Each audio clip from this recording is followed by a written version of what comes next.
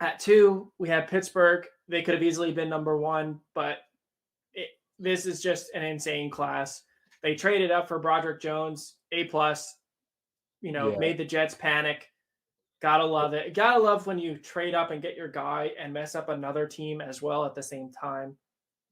Oh, absolutely. Especially in the AFC where everyone's a contender, pretty much. Jones, as we've talked about multiple times, was just one of those fits in Pittsburgh that we loved. I literally was watching TikTok this morning and I saw about 8 different videos of Broderick Jones at the zoo in Pittsburgh. Really don't know why that showed up on my page, but to come up and get your guy jumping, I mean, for a guy that really could have been gone at 9 to the Bears, that's an unbelievable value in the second round. Everyone knew that was going to happen. If it was anyone else, the world would have been shocked. Pittsburgh is all about family connections and in-state players. Porter is both of those. Don't know if his ceiling is what the other corners are in the class, but with how bad the Pittsburgh secondary has been, they kind of need to go with the safe pick at this point. Porter is going to slide in opposite Pat Pete, and their secondary might look the best it has been in years.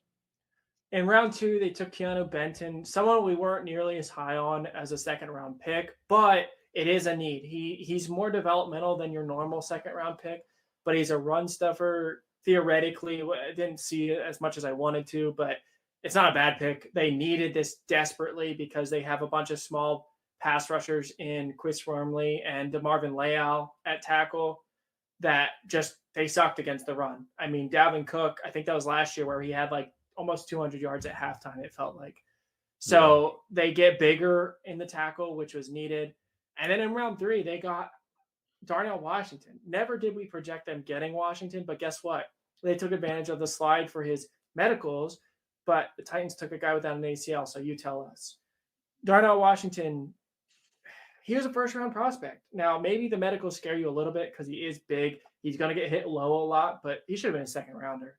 I mean, his comp is it's Gronk-like. We don't have him as a comp to Gronk. We have him as a much better Jelani or a more developed Jelani Woods, but he's going to be the backup tight end to start. He's going to be the 6th lineman. I saw something amazing where they're going to nickname the revamped O-line, the picket fence. And I was like, that is so great. I love it. And that's Washington awesome. Is a part of that. He's insurance should Pat Freiermuth have concussion issues going forward as he has already. And you can line him up out wide in the red zone and just laugh at the corners and safeties who have to mark him because he's not going to be guarded. Love the pick and love that he can go to a place and still learn, even though he's further along in his development than people seem to give him credit for in both blocking and passing. So great pick. And in the 4th, they did it again. Nick Herbig. He was one of our favorite day 2 pass rushers. A little undersized, but a lot of juice, a lot of pass rushing ability. He's got flexibility in that he can drop back. He's got the athleticism for it. And he gets to learn from TJ Watt and Alex Highsmith. He's going to be the 3rd. The connection is also there. Oh, yeah. I forgot that Pittsburgh signed him. Yeah. And the Wisconsin connection for pass rushers as well. So this is an amazing 4th-round pick. If Watt were to get hurt again, it wouldn't be all on Highsmith. And it's just Pittsburgh nailed this draft. They really, really did.